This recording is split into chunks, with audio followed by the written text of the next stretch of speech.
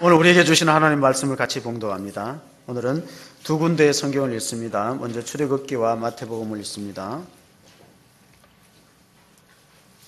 출애굽기 20장 13절입니다. 출애굽기 20장 13절 말씀을 함께 읽겠습니다. 같이 봉독하십니다. 시작. 살인하지 말라. 마태복음 5장 21절에서 읽습니다. 24절까지. 함께 봉독합니다. 시작. 옛사람에게 말한 바 살인하지 말라. 누구든지 살인하면 심판을 받게 되리라 하였다는 것을 너희가 들었으나 나는 너희에게 이르노니 형제에게 노하는 자마다 심판을 받게 되고 형제를 대하여 라가라 하는 자는 공회에 잡혀가게 되고 미란 놈이라 하는 자는 지옥불에 들어가게 되리라. 그러므로 예물을 제단에 드리려다가 거기서 내 형제에게 원망 들을 만한 일이 있는 것이 생각나거든 예물을 제단 앞에 두고 먼저 가서 형제와 화목하고 그 후에 와서 예물을 드리라. 아멘. 명절을 앞두고도 우리 성가대원들은 거의 다 자리를 지켰어요. 우리 성가대원 위해서 한번 격려 박수를 보내주시겠습니다. 감사합니다. 현대인들의 최대 관심사를 3H라고 합니다. 영어 이니셜 H로 시작되는 세 단어는 무엇일까요? 첫째 H는 헬스, 건강입니다. 현대인들은 건강에 관심 많습니다. 두 번째 H는 홈입니다. 가정입니다. 세 번째 H는 해피, 행복입니다. 그래서 21세기에 살아가는 사람들의 최대 가치를 물어보면은 이런 결론이 나왔어요. 여론조사 기관에서 건강하고 행복한 가정이다. 건강, 헬스, 가정, 홈, 그리고 행복. 근데 불행하게도 한국 사람들한테 당신 행복합니까? 하고 질문했더니 세 사람 중에 한 명만이 행복하다고 대답을 했어요. 여러분 어떠십니까? 행복하십니까? 3분의 1 정도 넘네요. 다행입니다. 우리나라 사람들 타인을 신뢰하느냐 물어봤더니 80%가 신뢰하지 않는다고 나와 있어요. 믿지 못한다. 남을 믿지 못한다. 우리 사회가 불신풍조가 상당히 만연해 있다고 볼 수 있습니다. 40대 이하의 행복률이 가장 적게 나와 있고 60대 이상의 행복률 수치가 높게 나왔어요. 저도 이제 60대 이상에 속하는데 40대 이하의 이 젊은이들이 가장 행복지수가 낮게 나왔다니까요. 미국에서 해봤습니다. 100명의 재벌한테 당신 행복합니까? 하니까 87%가 노우하고 부정적으로 대답했어요. 돈이 많은 게 꼭 행복과 연결되지 않는다는, 미국의 재벌 100명한테 당신 지금 행복하십니까? 하니까 87명이 나는 아닙니다 했어요. 그럼 머리 좋고 똑똑한 사람이 행복할까 하고 100명의 박사들한테 당신 행복합니까? 하니까 95명이 자기는 행복하지 않다, 행복과 거리가 멀다, 그렇게 대답을 했습니다. 자, 우리는 10계명을 매주마다 읽어나가는데 오늘은 6계명이요. 6계명은 출애굽기 20장 13절에 살인하지 말라. 참 간단해요. 근데 마태복음의 해석을 보면 그렇게 간단한 문제가 아닙니다.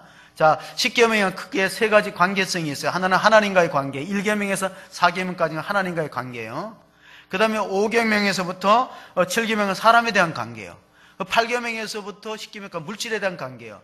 그러나 우리가 행복하려면 관계가 잘 되어야 됩니다. 그러니까 관계에서 오는 만족이 행복이라고 볼 때 하나님과의 관계가 안 되어 있는 사람은 뭐와 같으냐 하면은 마치 이것과 같아요. 뿌리 뽑힌 꽃나무. 나무에서 잘라졌어요. 꽃이 피어 있고 잎도 있어요. 그러나 그 꽃은 오래 갈 수가 없습니다. 잎은 마르게 되어 있고 떨어지게 되어 있어요. 하나님을 떠나고 하나님과 관계가 없는 사람의 행복은 그와 같아요. 잠시 반짝일 뿐이다. 생명의 근원되는 주님으로부터 하나님으로부터 떨어졌기 때문에 필연적인 코스로 그렇게 갈 수밖에 없습니다. 두 번째는 사람과의 관계입니다. 신앙생활을 잘하는데 사회생활을 못하면 인생이 실패할 수도 있어요. 그러니까 사람과의 관계도 그만큼 중요해요. 남을 배려하고 베풀고 정직하고 진실하고 책임감 있고 이러면 관계가 좋아집니다. 사람과의 관계.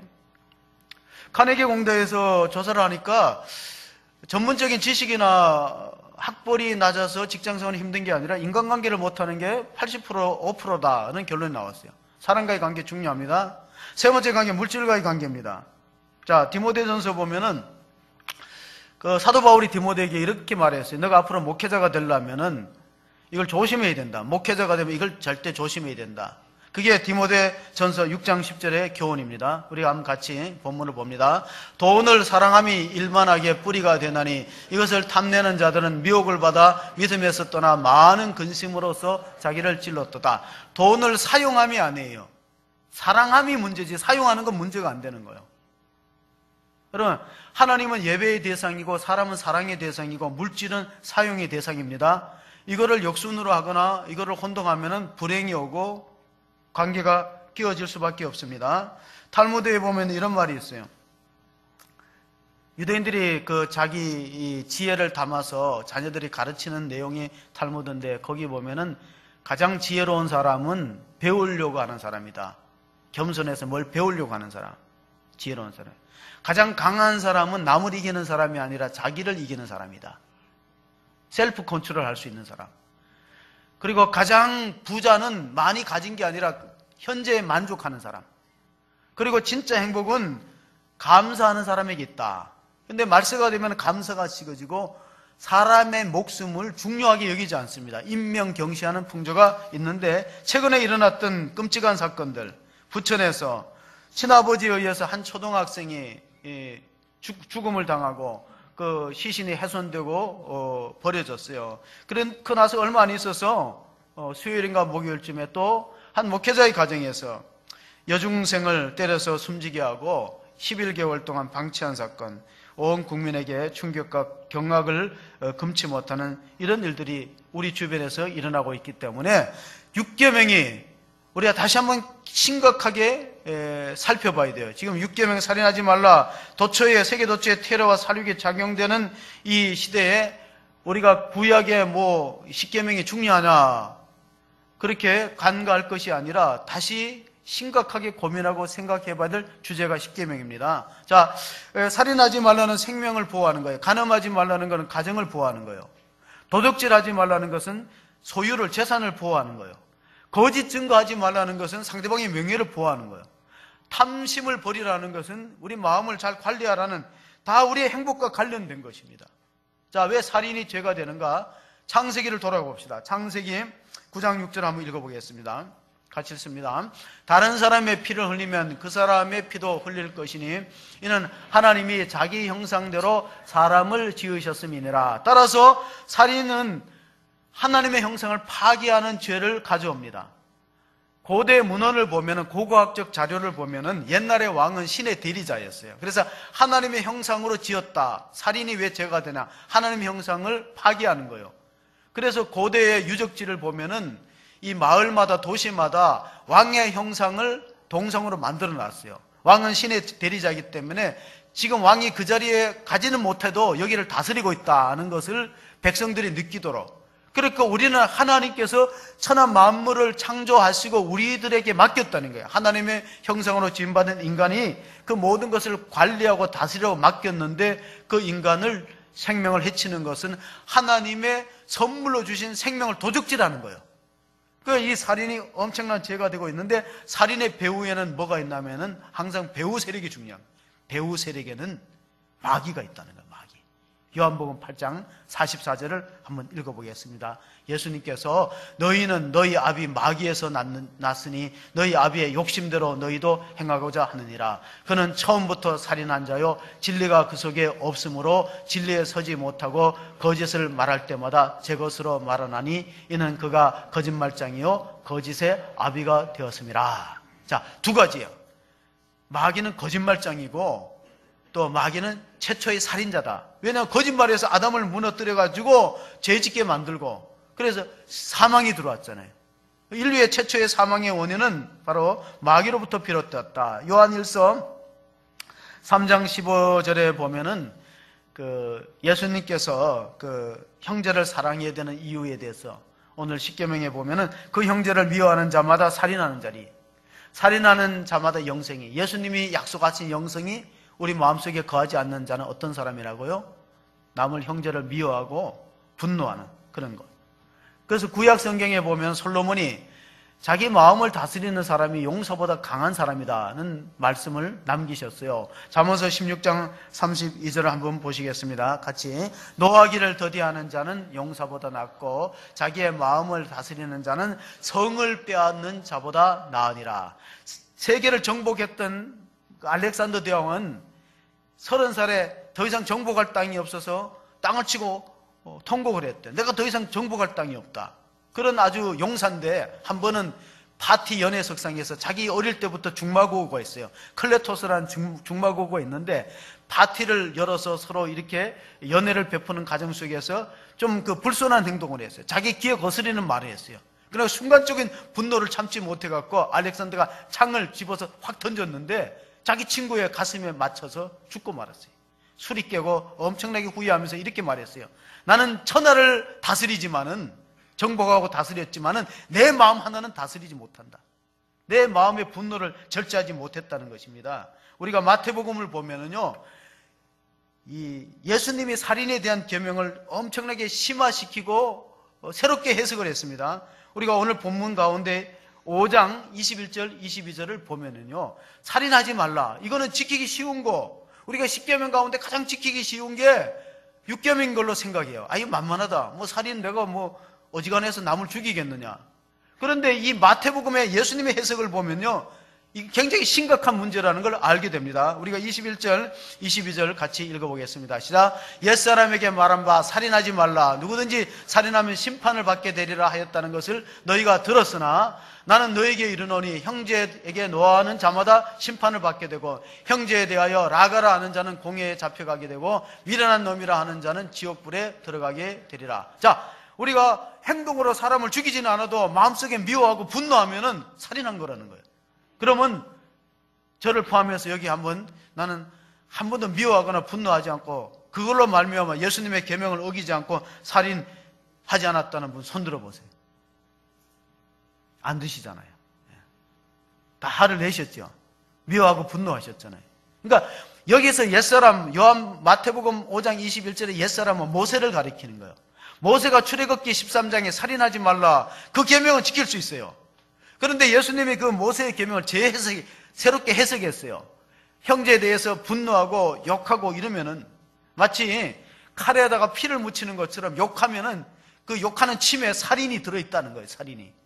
그렇게 느낍니까? 그렇게 조심하셔야 된다는 거예요.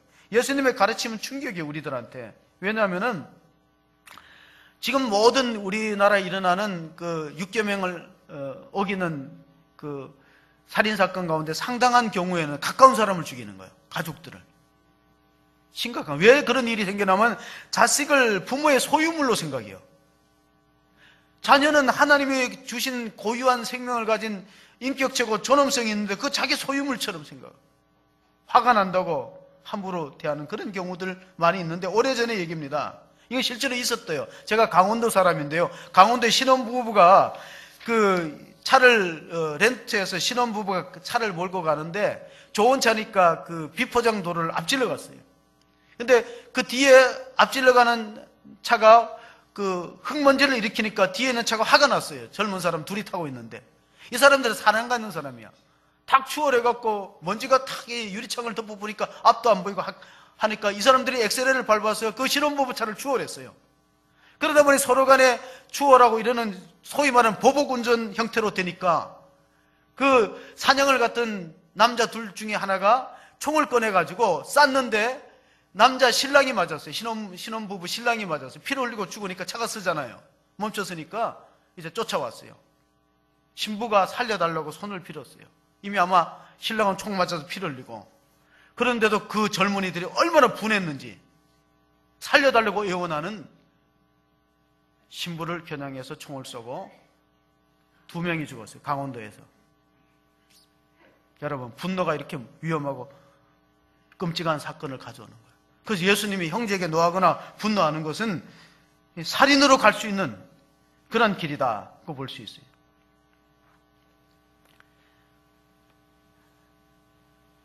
사람들은 왜 언제 화가 나고 분노하게 될까요?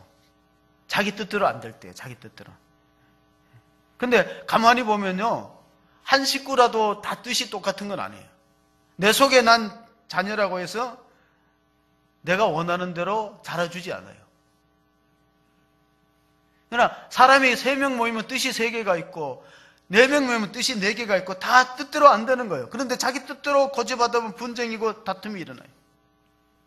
자, 구약 성경에 보면은 요나 선지자가 요나서 4장에 가면 화를 하나님 앞에 냅니다. 왜 하나님 앞에 화를 내고 자기를 죽여달라 막 어떻게 보면은 하나님 앞에 그렇게 떼를 쓰는데 왜 그러냐면은 그 요나는 하나님의 사명을 받고 니느웨에 와서 하나님 말씀을 전파하라고 외칠 때 불순종하고 다시스로 갔다가 풍랑을 만나갖고 결국은 다시 하나님의 말씀에 순종해서 외쳤어요. 회개하라고 외쳤는데 니느웨는 아수르의 수도였고 이스라엘과 원수되는 국가예요. 그런데 그 사람들이 죄를 쓰고 왕에서부터 다 회개하면서 자기들의 잘못을 하나님께 고백하니까 하나님이 그에게 내리려고 했던 심판과 진노를 거두니까 요나가 배가 아팠어요. 하나님, 저 성을 다 멸하고 심판하셔야지. 그렇기 때문에 내가 안 간다 그랬는데 내가 말씀을 전하니까 하나님 말씀을 전하니까 저 사람들이 회개해서 살아났다. 그래서 하나님 저를 죽여주세요. 이번에는 그 요나서 4장에 보면 하나님 저를 죽여주세요 하고 호소합니다. 그럴 때 하나님께서 요나에게 박넝쿨로 교훈을 줍니다. 자, 그 중동 지방은 낮에는 직사광선이 뜨거워요. 박넝쿨 밑에 있으면 시원한데 박넝쿨은 말라버리니까 더워서 견딜 수가 없어요. 그때 하나님이 이런 말씀을 주셨어요. 야, 하루에 피고 지는 박넝쿨도 너가 아끼지 않느냐? 너 박넝쿨 없다고 불평하지 않았는가? 그런데 하나님의 형상으로 지음받은 니느웨 성에 좌우를 분별하지 못하는 12만 명의 생명을 내가 아끼는 게 당연하지 않는가? 여러분, 이 요나가 갖고 있었던 그런 마음, 하나님 저를 죽여주세요 하는 것은 우울증에 속하는 겁니다. 그러니까 모든 이 살인이나 또는 그 자살의 원인을 보면은 우울증이 상당히 작용하고 있다. 그렇게 심리학자들이 분석했습니다. 왜냐하면 우울증이라는 건 모든 나쁜 감정의 종합이에요. 매사에 의욕이 없고 뭔가 숨고 싶고 그런 것들. 그래서 우울증은 깊어지면 2가지가 돼요. 내성적인 사람은 자기가 죽고 외향적이고 공격적인 사람은 남을 죽여요. 그러니까 우울증은 끝이 그렇게 나는 거예요. TV 탤런트 가운데 오랫동안 인기를 유지하는 김혜자 씨가 있어요. 이분이 권사님이래요. 교회 권사님. 근데 되게 여자 배우들은 그 인기가 짧아요. 수명이. 나이 먹으면 인기가 없는데 국민 배우가 될 수 있는 게 이분이 아프리카 난민에 가서 어린이들 구호 활동을 많이 했어요. 어린이들 구호. 그리고 책을 한 권 써냈는데 그 책 제목이 뭐죠? 꽃으로도 때리지 마라. 그런데 멍둥이하고 빗자루 갖고 5시간 때려갖고 중학생이 죽었어요. 얼마나 이게 참 국민들한테 충격을 주는 사건입니까? 금요일 날 제가 심야기도에 설교를 준비하는데 집사람이 눈이 이렇게 퉁퉁 부어갖고 왜 그러냐 그러니까 지금 그 특집 뉴스를 계속 보면서 너무 그 여중학생이 불쌍하고 아파가지고 뭐 안 돼가지고 마음이 아파서 막 눈물을 흘리더라고. 나보고 어떠냐 그랬어요. 저는 텔레비를 안 봤다고. 신문은 봤는데 참 참담하고 정말 이게 이 교회와 목회자에 대한 여론의 지탄을 금할 길이 없다. 그렇게 하면서 얘기를 했더니 집사람이 저보고 감정이 메말랐다고. 이런 걸 보고 눈물도 안 흘리고 감정이 메말랐다고 그래가지고 제가 감정이 메마르긴 메마른 것 같아. 저는 그 사건을 보면서요 또 하나 걱정스러운 게 뭐냐면 이제 그 자기 자녀를 과도하게 구타해서 죽였다는 것도 심각한 죄인데 이제 앞으로 더 문제가 되는 게 있어요. 그건 뭐냐면은 은폐시키려고 자꾸 거짓말했다는 거. 그게 더 심각한 문제가 될 거예요. 제가 보는 견지에는 그래요. 한 사건을 보는 관점이 다 다른데 제가 보는 견지에서는 자녀를 과도하게 체벌해서 죽였다. 죽음으로 몰고 갔다. 그것도 큰 죄지요. 근데 뭐 죽일 마음은 없었을지라도 결국은 죽게 했으니까 과실치사에 해당되는 죄인데 그거보다 더 심각한 문제가 앞으로 뭐냐면은 왜 그걸 자꾸 은폐하고 감추려고 거짓말을 했느냐. 지금 한국교회 위상이 많이 추적됐는데 2가지예요. 첫째는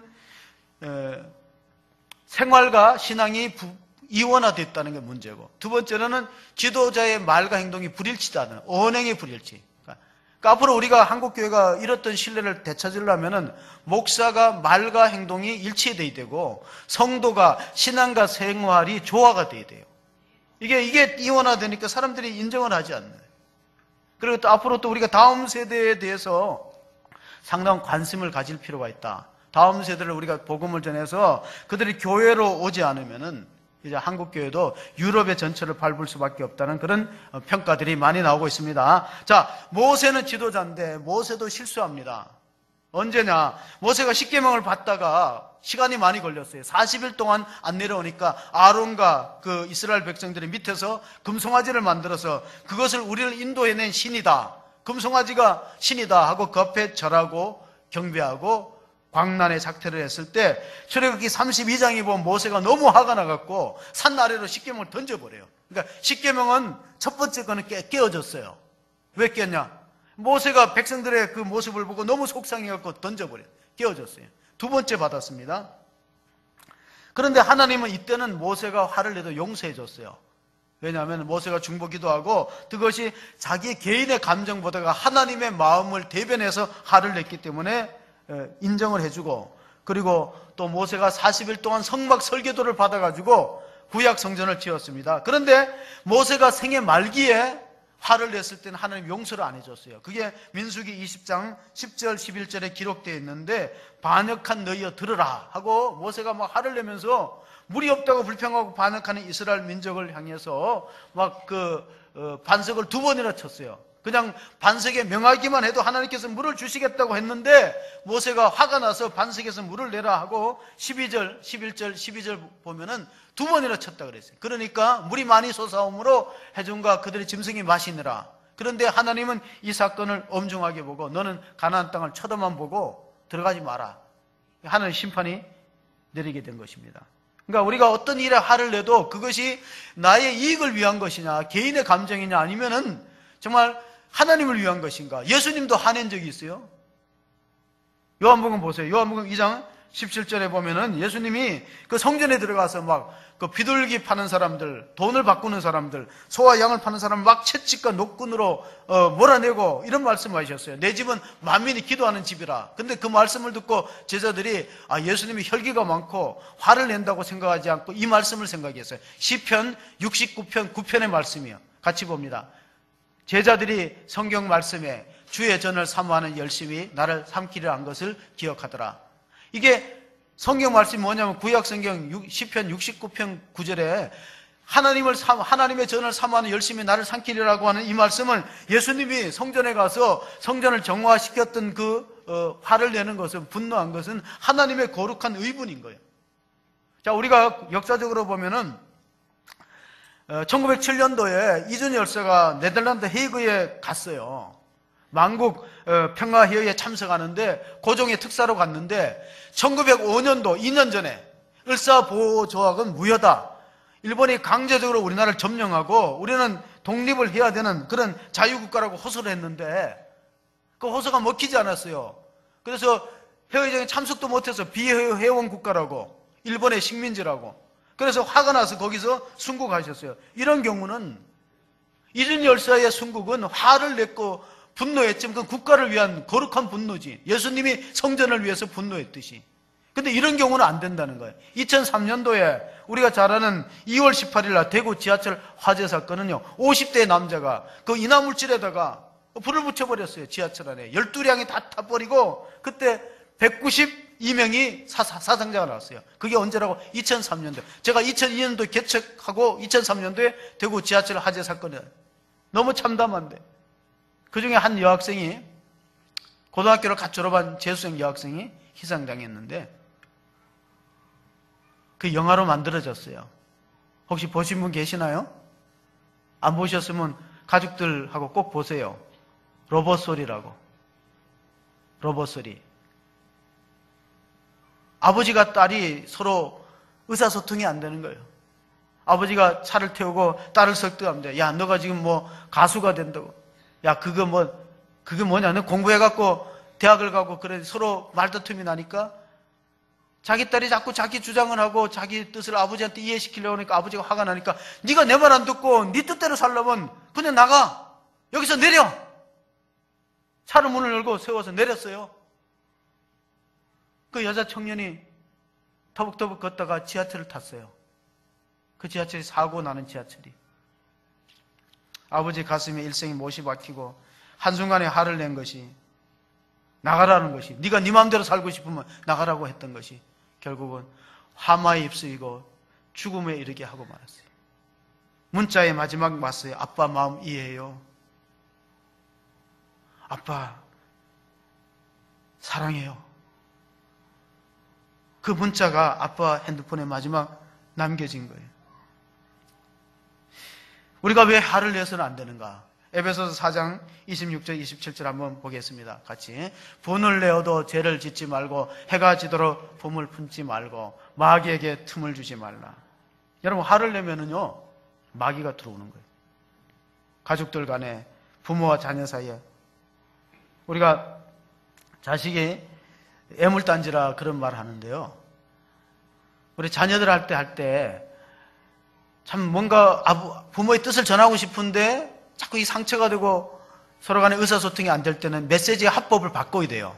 그게 뭐냐면 유 메시지에서 아이 메시지로 바꿔야 돼요. 유 메시지는 뭐냐면은 너는 왜 맨날 그 모양이야?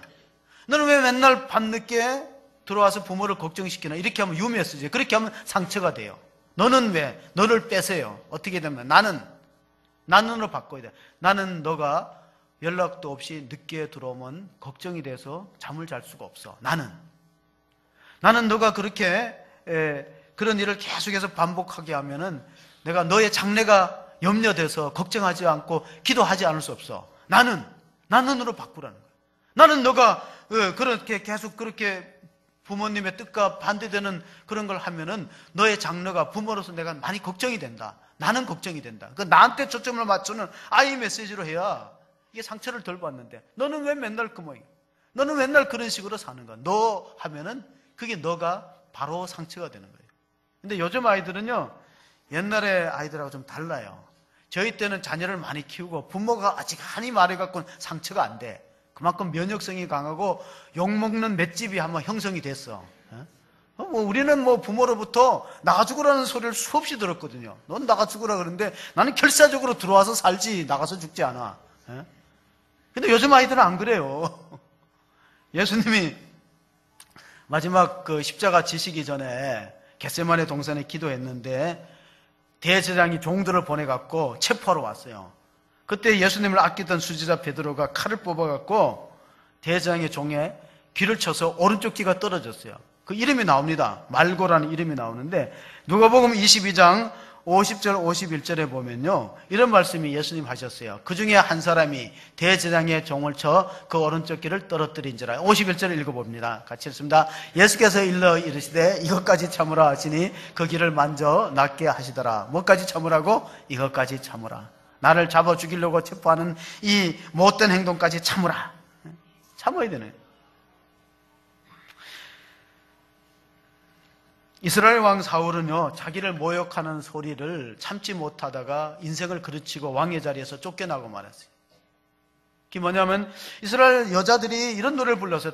젊은 다윗이 전쟁터에 나서 승리하고 오니까 다윗이 이제 이스라엘에 부각되는 새로운 영혼, 차세대의 리더로 떠오르는데 여인들이 이런 노래를 불렀어요. 사울이 죽인 자는 천천히요, 다윗이 죽인 자는 만만. 근데 그걸 잊어버리고 묵살해야 되는데 자꾸 묵상하는 거예요. 묵살하는 게 아니고 묵상을 하다 보니까 화가 잘 때도 자꾸 하고 올라오는 거예요. 고장난 레코드처럼 내가 죽인 거는 천천히고 다윗이 죽인 건 만만이야. 그러면 이 나라에서 나보다 더 높은 게 다윗이네? 다윗이 있으면 내가 편안치 못하니까 저를 죽여야 되지. 그 생각을 가다가 결국은 시기심과 분노 때문에 결국 인생을 망치고 말았어요. 그러니까 우리가 건망증이 필요할 때가 있어요. 언제 필요하느냐? 남이 나한테 모욕을 주고 잘못한 건 빨리 잊어버려야 돼. 정신건강에 좋아요. 자꾸 기억하고 자꾸 리바이벌 하면은 정신건강에 안 좋습니다. 우리나라 속담이 이런 게 있죠. 은혜는 물에다 새기고 원수는 돌에다 새겨요. 그러니까 남이 나한테 잘못한 거는 차 이렇게 안 잊어먹고 남이 나한테 잘해주고 은혜를 베푼 건 쉽게 잊어버린다는 거예요. 바꿔야 됩니다. 자, 최초의 살인이 언제 일어났냐면 제사 문제래요. 창세기 4장에 보면 가인이 아벨을 죽여요. 그러니까 우리가 명절 되면은 이게 심각하거든요. 예수를 믿는 가정하고 안 믿는 가정. 갈등이 생기죠. 형제들 간에도. 최초의 살인이 뭐 때문에 생겼다고? 제사 문제로. 가인의 제사를 하나님께 거절하고 아벨의 제사를 받았더니 가인이 그 제물을 받지 아니함으로 인하 몹시 분하여 안색이 변하였더라. 창세기 4장 5절에 그렇게 나와요. 몹시 분해서 뭐가 변하였더라? 안색이. 그래서 여러분의 얼굴 색깔하고 똑같은 게 뭐냐면 위장 색깔이에요. 위장 색깔. 위색깔하고 얼굴 색깔하고 뭐라고요? 같아요. 그래서 사람이 화가 나고 속이 상해서 음식을 먹으면 소화가 잘 된다 안 된다? 안 돼요. 감정에 예민한 장기가 위장이에요. 아이들이 부부싸움 해갖고 아내가 어머니가 산모가 막 화가 잔뜩 난태해서 애를 젖을 먹이면 설설 안 돼요. 왜? 그 아드레날린이라는 독소가 젖 속에 있는데 그 아이들이 먹으니까 건강에 해치게 되는 거죠. 우리나라의 질병 가운데, 우리나라에서 생긴 질병 가운데 외국에서 그대로 표기하는 것이 화병이에요. 화병. WHAP 이렇게 나가요. 그러니까 외국 사람들도 화병 이렇게 불러요. 우리가. 왜냐면 우리나라 사람들이 그 많이 걸리기 때문에. 그 왜 그러냐면은 우리가 정말로 우리 속에 있는 그 분기, 분노를 빨리 비워야 되는데 사람은 자기 마음에 분통이라는 게 있대요. 그래서 우리가 분통이 터질 노릇이다 그런 말하는 것은 분이 가득 찼다는 거예요. 가인은 자기 동생 아벨을 시기하면서 분이 가득 찼다 결국 살인을 최초의 살인자가 되고 말았어요. 제사 문제로. 그래서 예수님도 마태복음 5장 23절에 제사보다 중요한 것은 화목한 것이다. 화목이 중요하다. 23절, 24절에 그렇게 말씀하셨는데 그러므로 예물을 제단에 드리다가 거기서 내 형제에게 원망 들을 만한 일이 있는 것이 생각나거든. 24절 보겠습니다. 예물을 제단 앞에 두고 먼저 가서 형제와 화목하고 거기 와서 예물을 제단하라. 그런데 예물을 가지고 가라 소리는 안 했어요. 예물을 제단 앞에 일단 두라는 거예요. 가지고 가면 또 마음 변할까 봐. 예물을 일단 제단, 성경을 잘 읽으셔야 돼요. 예물을 가지고 가서 형제하고 화목하는 게 아니라 예물을 일단 제단에 바치고 가서 와서 예배를 드리라. 이 말씀을 해 주셨습니다. 우리가 남을 지극히 미워하다가 보면요. 결국 그것이 하나님 보실 때는 간접 살인에 해당되지만은 또 간접 살인이 아니고 자기 생명을 해치는 거예요.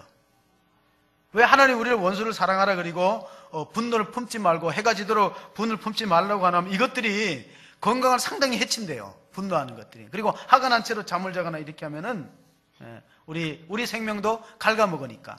그러니까 우리가 용서하고 잊어버리고 이런 정신 건강에도 참으로 좋다. 아인슈타인이 이렇게 말했어요. 아인슈타인은 물리학자잖아요.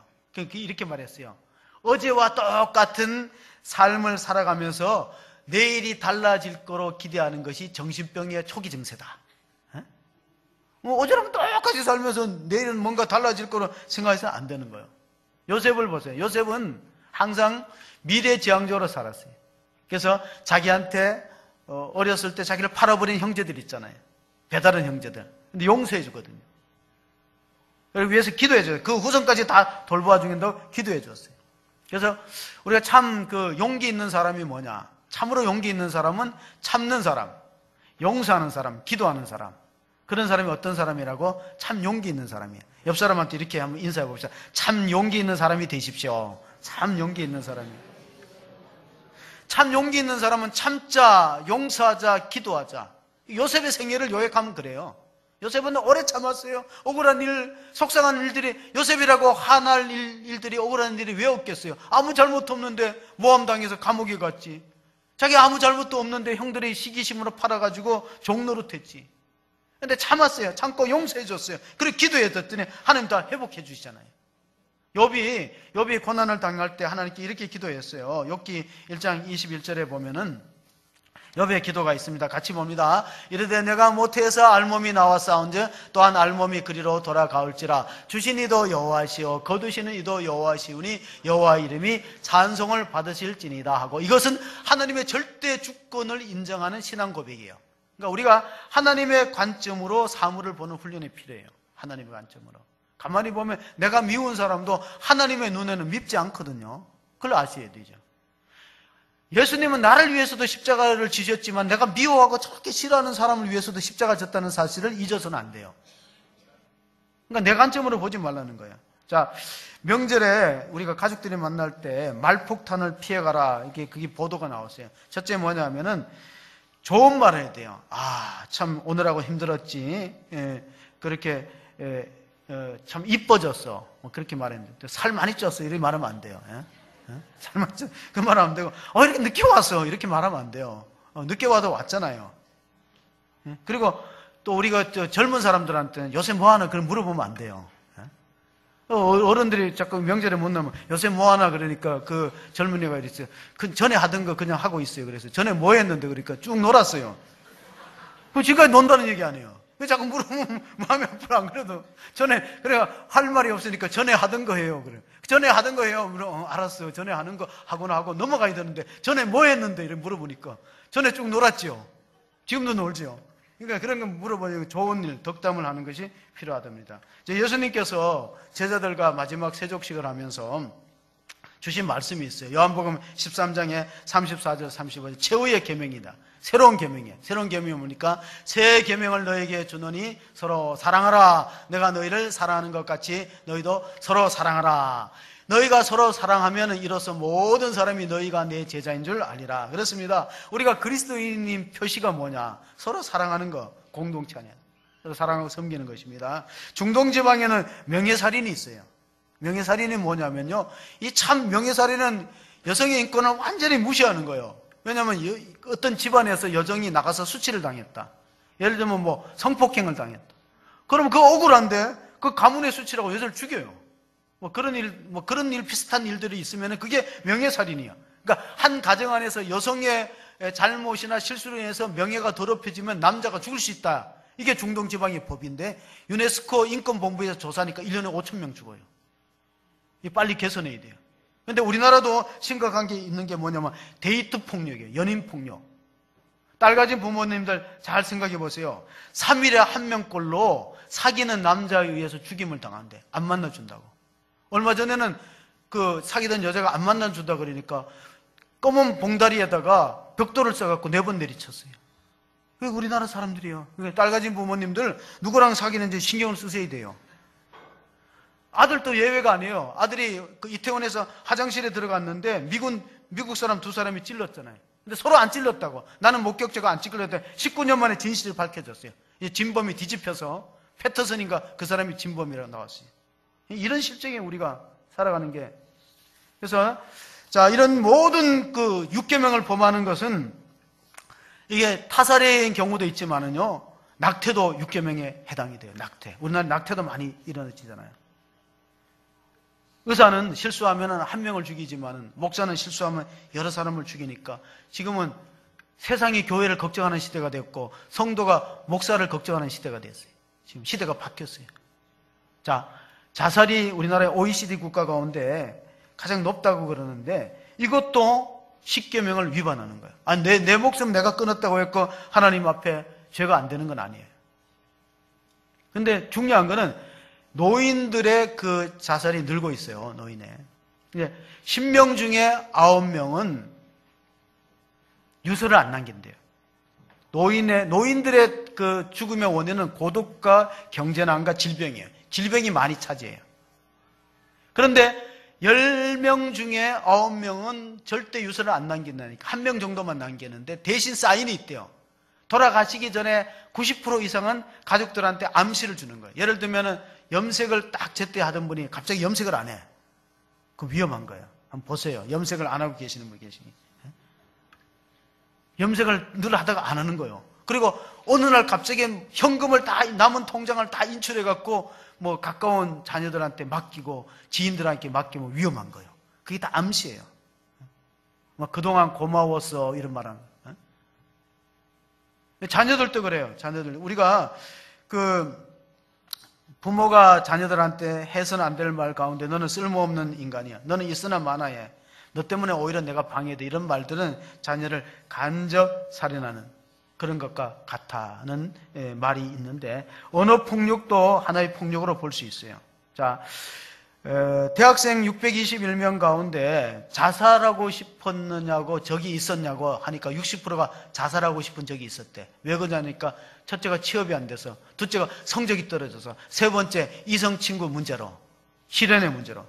그리고 두 번째는 물어봤어요. 너는 남을 죽이고 싶은 적이 없었냐? 그러니까 33%가 그런 적이 있대요. 왜 그러냐니까 나를 괴롭히는 사람 때문에. 그리고 또 어떤 때는 세상이 불만이 많아서, 또 어떤 때는 아무 이유 없이. 이게 오늘날의 우리의 정신건강 상태예요. 정신건강 상태. 자, 그래서 우리가 이런 것들을 6계명을 잘 지키고 이겨나가기 위해서는요, 하나님의 관점으로 사건과 사물을 바라보는 것들이 많은데, 지금은 어느 정도나 하면 미국이나 필리핀 같은 데는요, $1,000에서 $3,000를 주면은 청부살인을 해줘요. 생명이 이렇게 경시되는 시대에 살고 있어요. 그만큼 돈 주면은 그냥 아무 감정도 없이 이유도 없이 죽이는 거예요. 우리가 흔히 쓰는 말 가운데 죽고 싶다, 죽는다, 죽겠다, 뭐 그런 말은 사용해서는 안 돼요. 이런 것들이 자꾸 반복되다 보면 정신건강이 나빠지고 결국은 우울증과 모든 것으로 이어지는데, 마릴린 먼로가 죽었을 때 미국에서 최초로 심리부검이 이루어졌어요. 사람이 죽으면 원인을 찾기 위해서 부검하는데, 심리부검은 뭐냐면 이 사람의 죽음의 원인이 뭐냐 심리적으로 분석해보니까 영화배우 마릴린 먼로는 자살했다는 결론이 나와요. 그래서 우리나라에도 지금 보건복지부 산하에 심리부검 센터가 있는데, 그것들이 이제 우리 한국 사회의 자살률을 막고 싶어서 생긴 거예요. 그럼 어떻게 해야 되는가 하면은 반드시 사인이 있을 때 가족들이 알아차려야 되는데 81%가 가족들이 전혀 눈치를 못 챈대요. 뭐 그동안 고마웠어. 어떤 경우에 40대 남자의 가정은 죽기 전에 아내한테 이렇게 말했어요. 야, 내 없으면 당신 뭐 먹고 살래? 이런 말 했어요. 그런데 그걸 지나가는 말로 들었어요. 지나가는 말을 들으면 안 되는 거예요. 심각하게 들어야 돼. 갑자기 태도가 바뀐 날, 자녀들이 부모를 거부하고 있다가 어느 날은 부모랑 같이 식사하고 자리를 마련하는 걸 기회를 가질 때, 그리고 그 자녀가 뭔가 심리적인 변동이 있다는 거예요. 그럴 때 우리가 눈치를 채야 되는데 전혀 눈치를 못 채고 방치하고 있다가, 또 어떤 경우는 이런 게 있어요. 정말 천국이 있는가? 사람이 죽으면 어디로 갈까? 이런 진지한 질문을 할 때도 우리는 가볍게 넘기지만은 그 본인은 뭐냐면 이제 죽음을 준비하는 거예요. 내가 기회가 되면은 죽어야 되겠다. 사인을 보낸 거예요. 그런 것들을 우리가 잘 캐치하고 우리 관심 갖지 않으면요. 왜냐하면 자살자의 가족 81%가 눈치를 못 챘다는 거예요. 그런데 자살자는 유서를 안 남겨도 거의 93%가 내가 죽는다는 암시를 줬다는 거예요. 소통의 문제죠. 이거를 조사하는 것이 바로 심리부검이에요.